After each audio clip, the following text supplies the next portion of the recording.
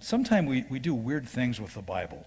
You ever done something, you take the word and you speak it out of some passion, but it may not have a lot of wisdom with it? Sometimes I've seen that happen. This scripture here is one where you can take it out of context and make it do things it was never intended to do. It's easy to take scriptures like, the Battle of Jericho and walk around something 7 times and yell and make things fall down, and that works only if God's designed that place to fall down. This text of scripture is one like that, where Joshua was told, wherever you set your foot, I'll give it to you.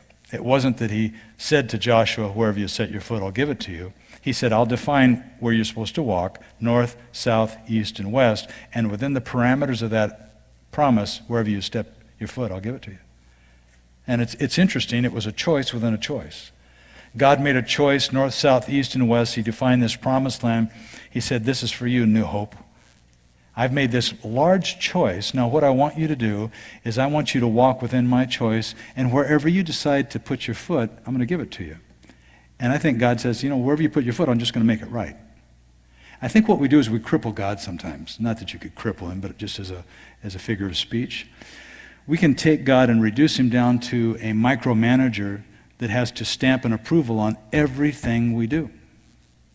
Now somebody's going, where are you going with this? Well, let me tell you where we're going with this. I remember when I was a young pastor in training, a little bit younger than you guys, by 5 or 6 years, but I can remember in Eugene, Oregon, because we came out of a church called Faith Center. My pastor was Roy Hicks Jr., and he was about this tall, but about that tall in the spirit. And I remember one time, one of the elders there, they assigned us we pastors in training to some elders so that we could at least get reined in when we needed to be reined in.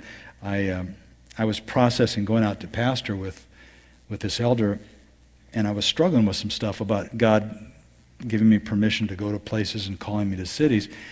And he gave this really simplistic story, and I've never forgot it. I probably shared it 100 times with pastors over the last 30 plus years, and it's this.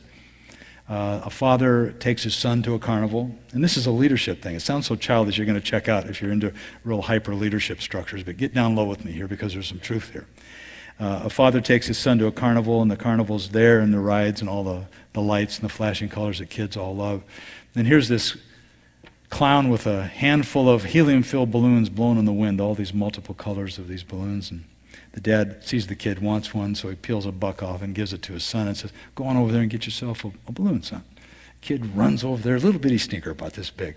And he stands in front of the clown, and the balloons are waving. The father's watching his son do his first financial transaction, just proud father. And the little kid just stands there and doesn't do anything, and then walks back kind of depressed like this and stands next to his dad.